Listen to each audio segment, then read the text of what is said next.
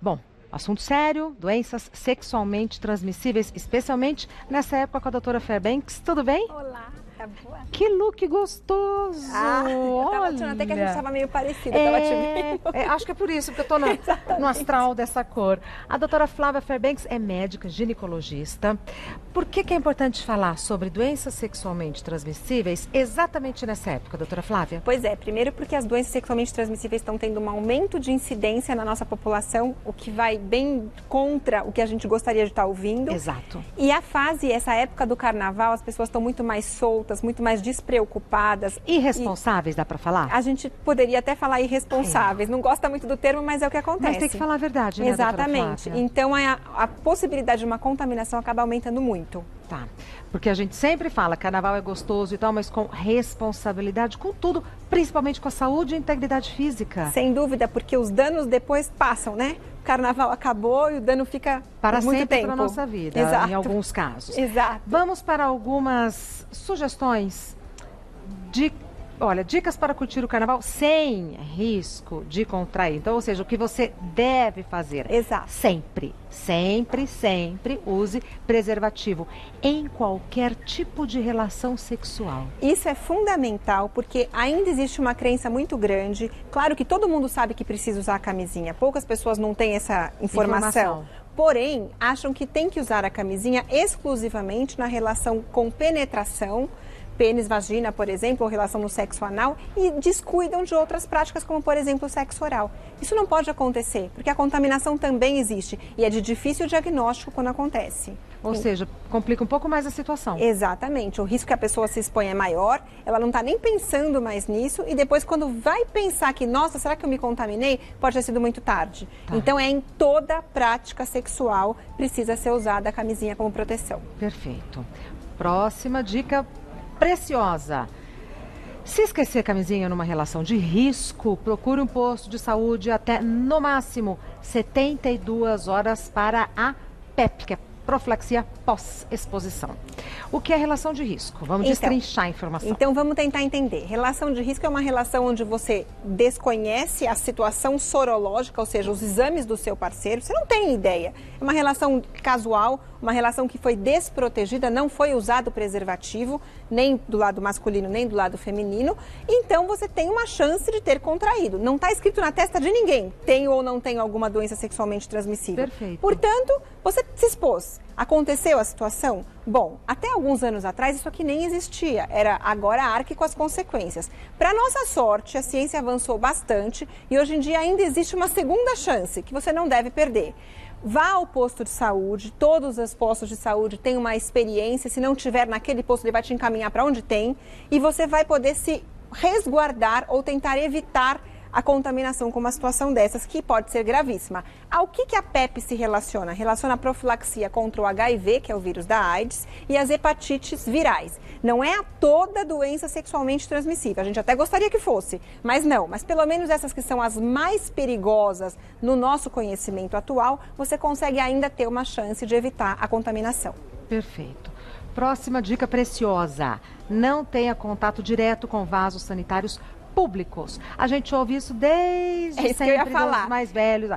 Por que é proibido contato direto? Na verdade, você pode imaginar a situação de contaminação que existe num ambiente desses. Então, claro que você fala, mas eu vou pegar alguma doença sexualmente transmissível. Não necessariamente uma doença sexualmente transmissível, mas uma doença genital você pode pegar. Um corrimento de difícil tratamento, uma infecção mais séria, que vai te dar muita dor de cabeça. Então, já que estamos em fase de orientação, por favor, não custa nada evitar encostar nesse tipo de ambiente. Tá. Qualquer sanitário público. Banheiro, eu não consigo entrar em banheiro químico.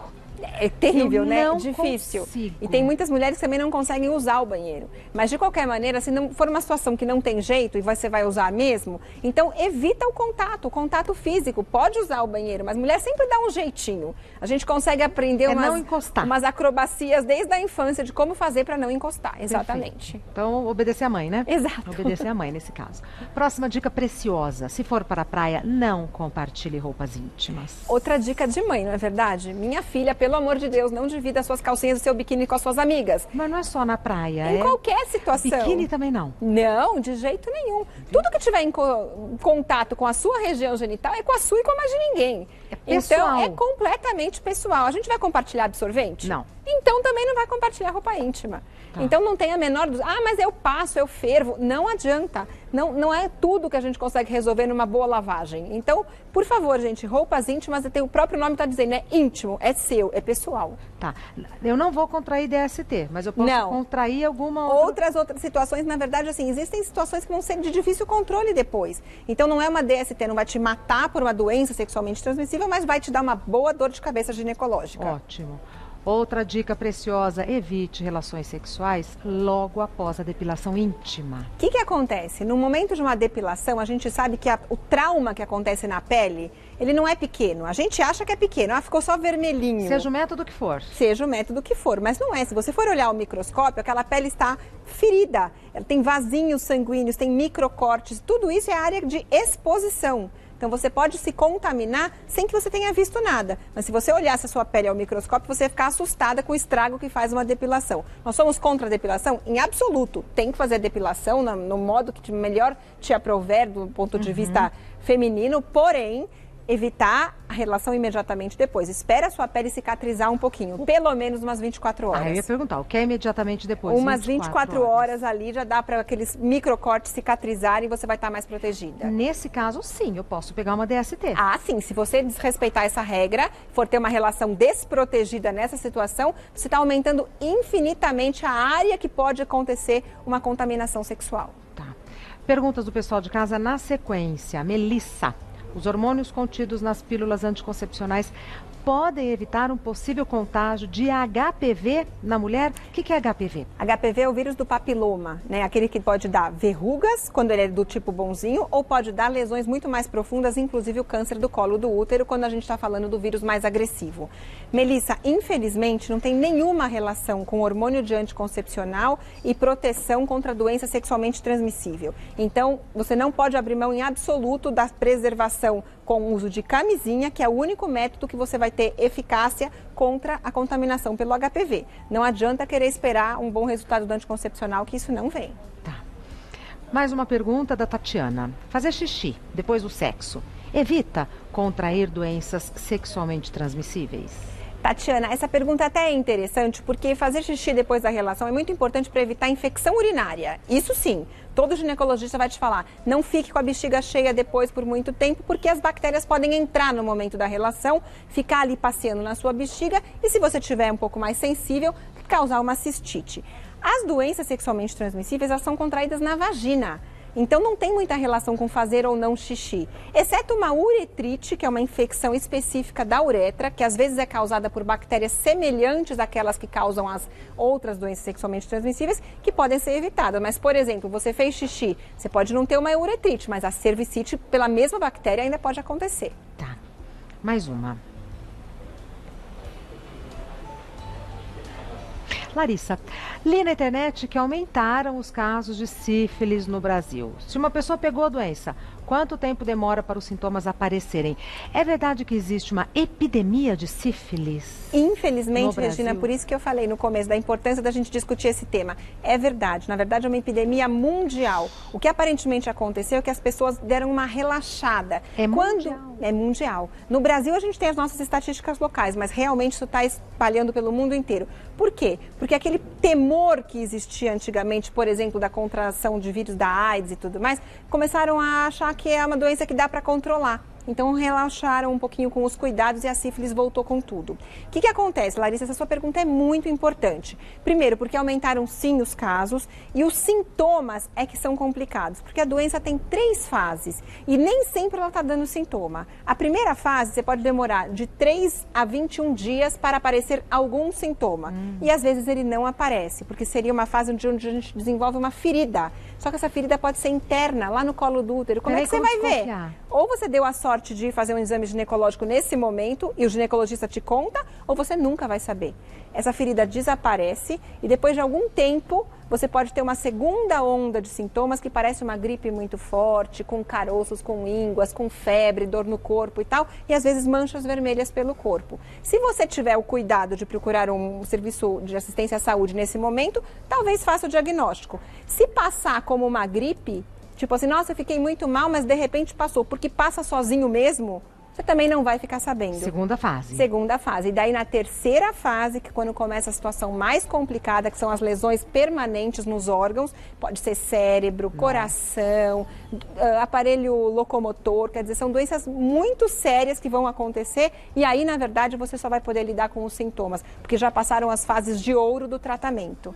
Então, a gente tem que pensar muito seriamente em sífilis e tomar muito cuidado. Como se proteger contra a sífilis? A mesma sífilis? Coisa de sempre. O uso do sexo com preservativo, tanto masculino quanto feminino. É uma bênção a gente ter essa arma para proteção de tantas doenças. É tão simples e protege tanta. Por que não vai usar? E distribuem de graça. De graça. Aqui mesmo assim, no prédio da Gazeta tem no terceiro andar, você pode pegar quantos você quiser. Exatamente. É um desrespeito com a própria saúde não usar. Com a própria saúde. Mais uma pergunta. Sabrina, é verdade que a camisinha feminina pode ser colocada horas antes da relação sem que perca o seu efeito? Sabrina, é verdade porque, na verdade, ela é um método de proteção de barreira. Então, você tá com a barreira lá, ela vai funcionar. Então, claro que você colocou a camisinha feminina e saiu para andar, mudou, ela não está tão aderida assim à parede, talvez elas tenham uma área mais solta. Mas também, assim, normalmente, por que você vai sair andando com uma camisinha se você não vai usar?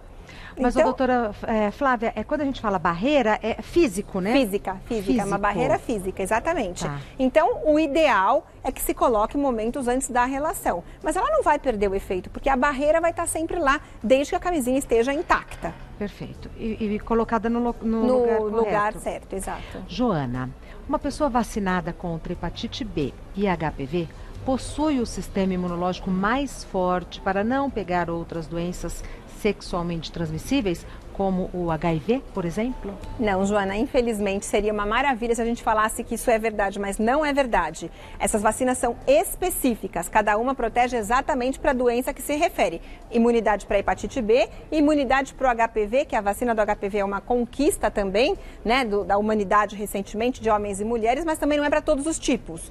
Agora, contra o HIV, a gente ainda não tem nenhuma outra arma, exceto o uso da camisinha. Não tem vacina contra o HIV? Não, a gente tem aquela profilaxia pós-exposição depois que você já se arriscou. O que a gente não recomenda é que seja feito, porque vai ser tomar remédio por 28 dias, né, com alguns efeitos colaterais na dependência da sensibilidade individual. Quer dizer, isso não pode ser feito várias vezes na vida. Não tem nada mais seguro do que usar a camisinha. E essa dose de medicamentos, se a pessoa começar a tomar a medicação antes de 72 horas, depois de uma semana, por exemplo, já não Quanto resolve. mais precoce, o ideal, o preconizado é que comece nas 2 primeiras horas após a exposição. Olha só. Aí se for de manhã, de madrugada, feriado de semana, feriado, tem que procurar um serviço que disponibilize essa medicação. Agora, se passarem mais do que 72 horas, realmente aí o risco vai ser pela sorte.